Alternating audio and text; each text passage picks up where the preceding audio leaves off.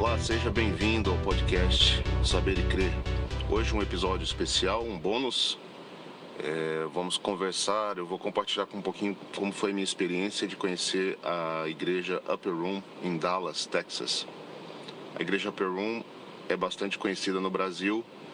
Eu acredito que em boa parte por causa da Laura Songueles, que tem bastante relacionamento com eles. Eu confesso que eu não sei exatamente qual é o relacionamento com eles. Ela parece que está em missões na região, ao mesmo tempo é parte da igreja.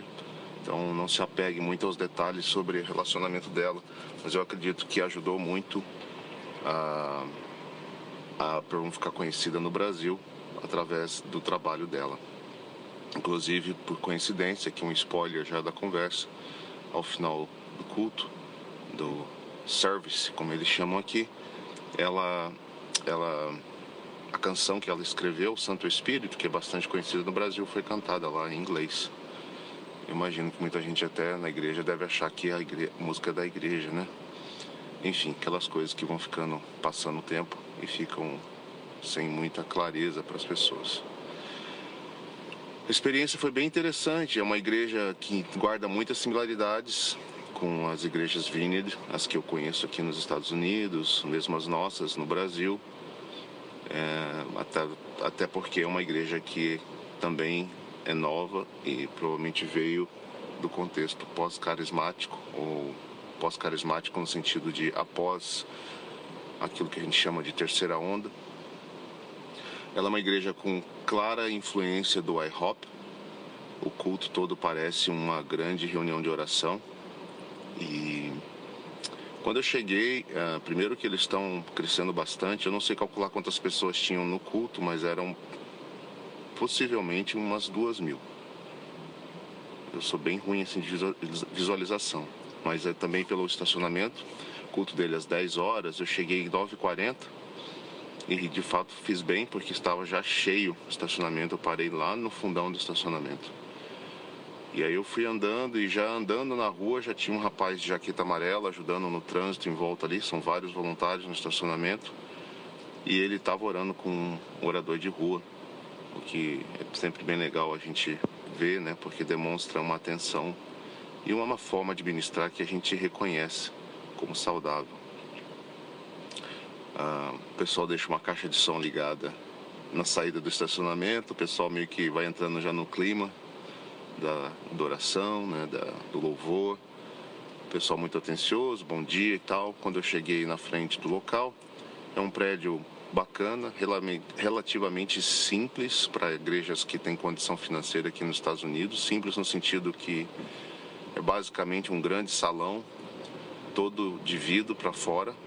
Então, diferente de muitas outras igrejas que a gente vai aqui, as pessoas não estão escondidas dentro da igreja. Quem passa na frente vai ver o salão.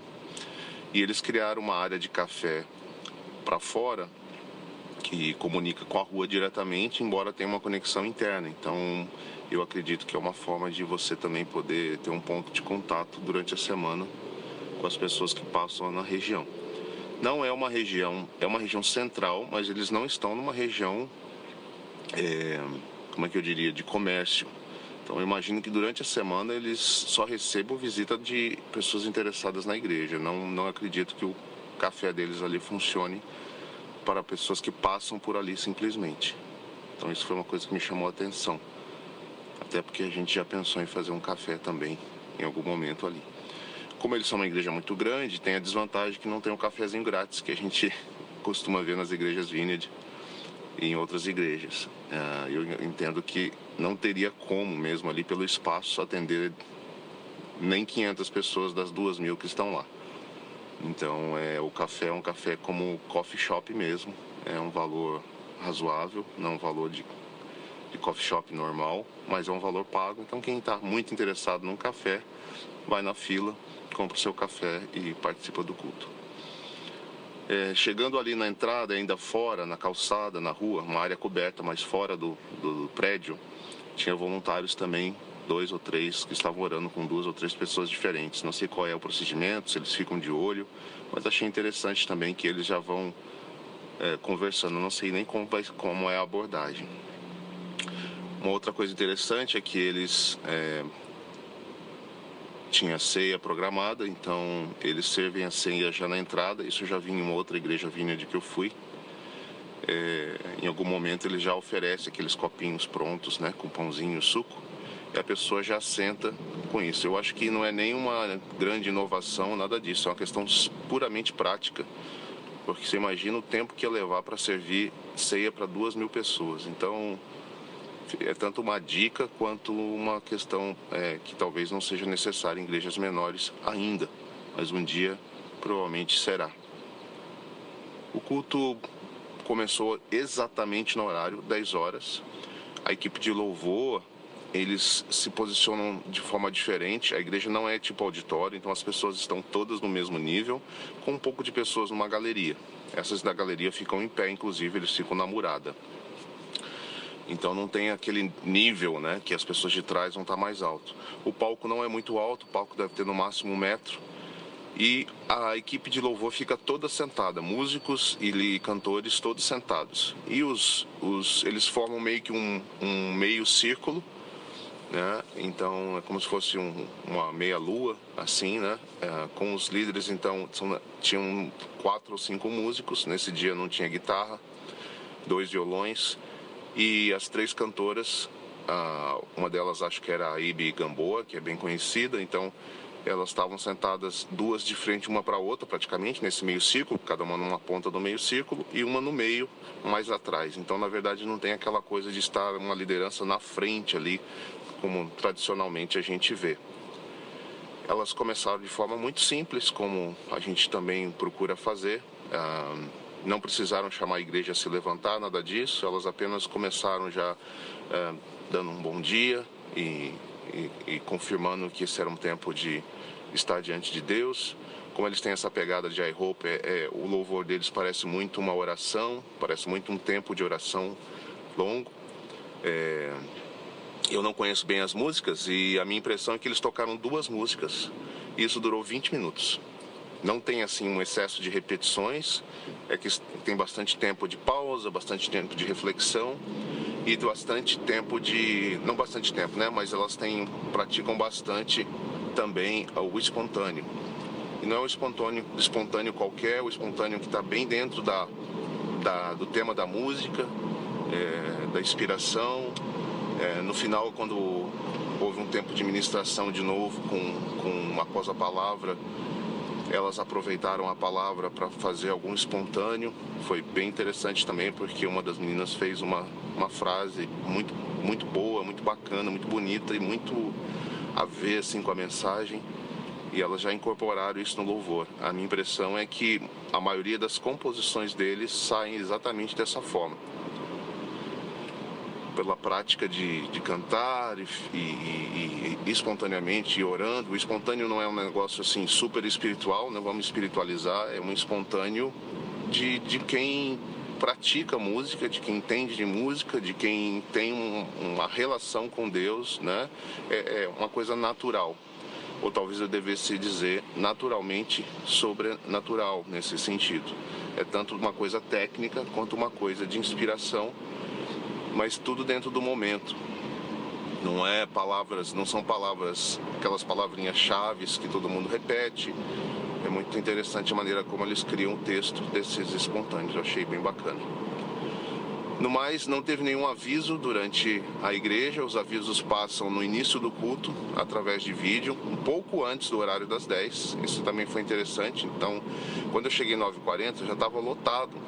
Eu acho que pouca gente chega 1 minuto antes do culto começar. A maioria já estava lá.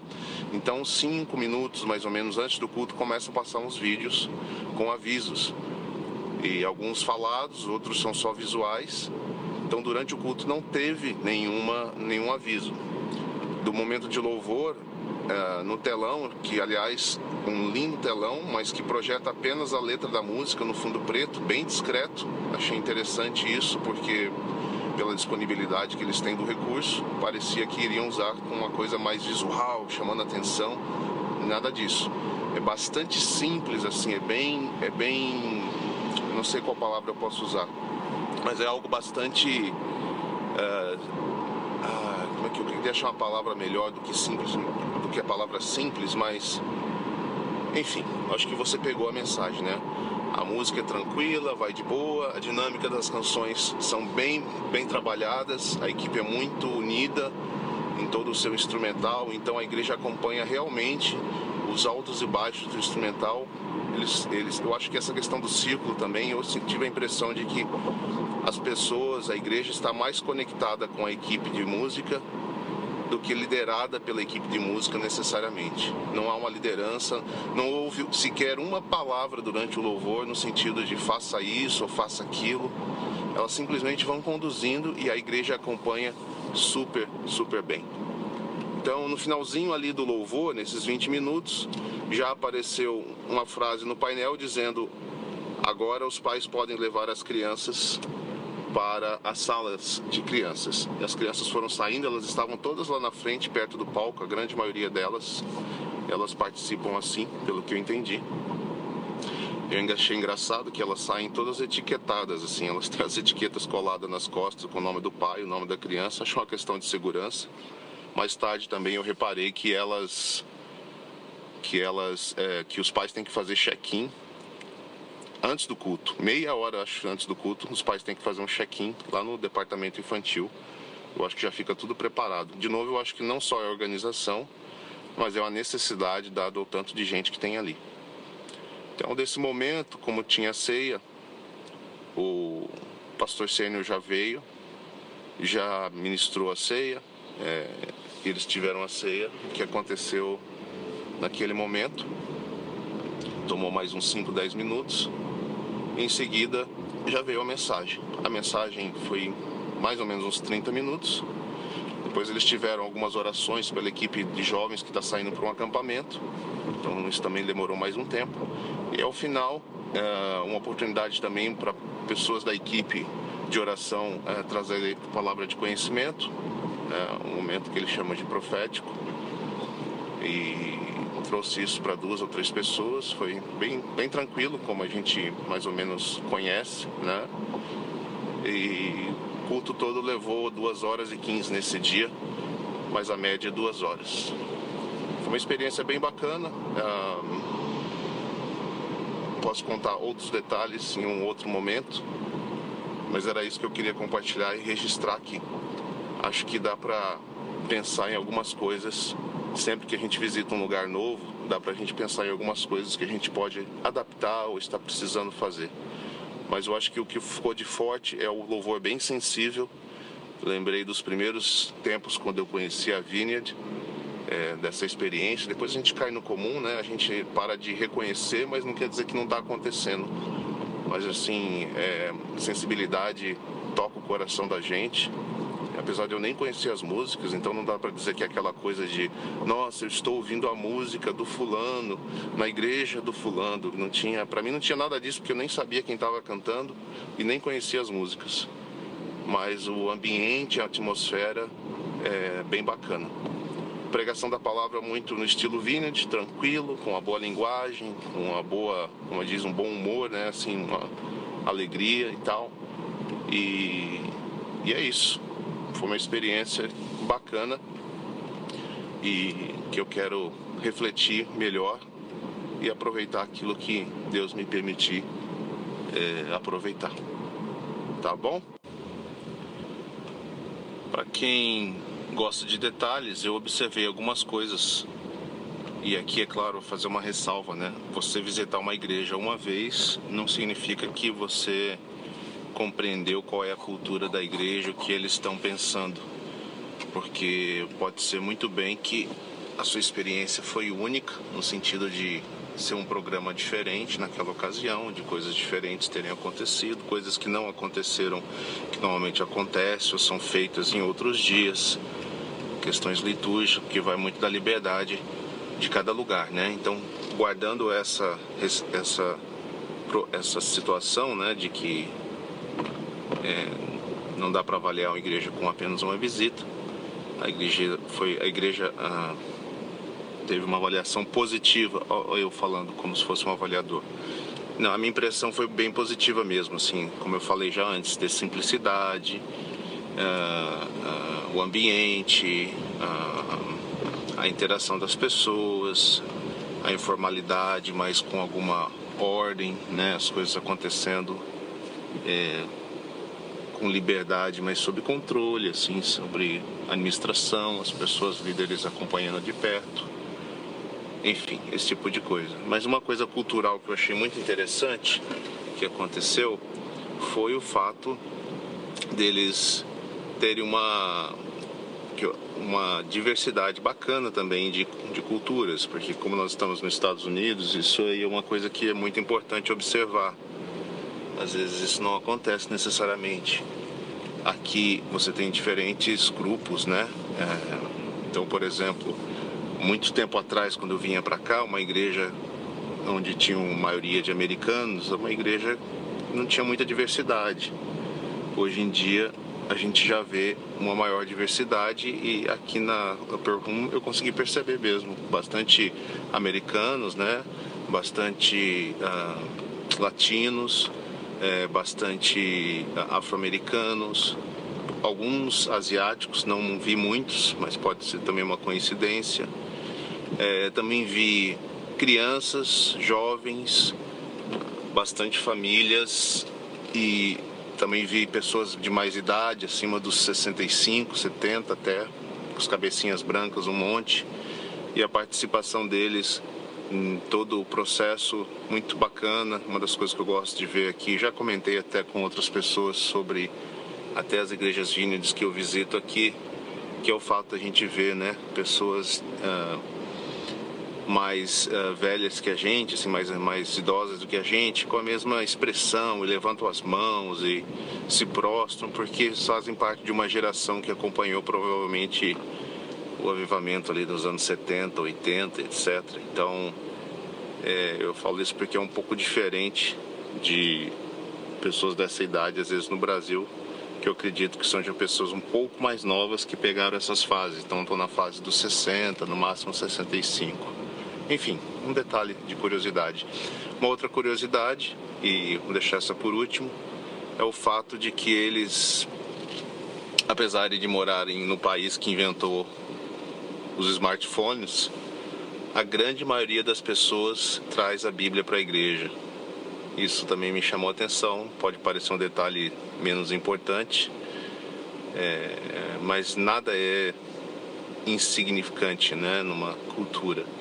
De alguma forma parece que as pessoas têm o prazer mesmo em trazer as Bíblias e abrir as Bíblias, e não vê nenhuma imposição assim, não está na linguajar deles, não há comentário sobre isso, mas muito naturalmente eu reparei, de novo, num país super tecnológico, que existe muita gente trazendo as Bíblias para a igreja, as Bíblias físicas mesmo. É isso aí, espero que você tenha gostado, e se tiver alguma dúvida, alguma coisa, eu estou à disposição, você pode perguntar para mim em qualquer outro momento. Um abraço.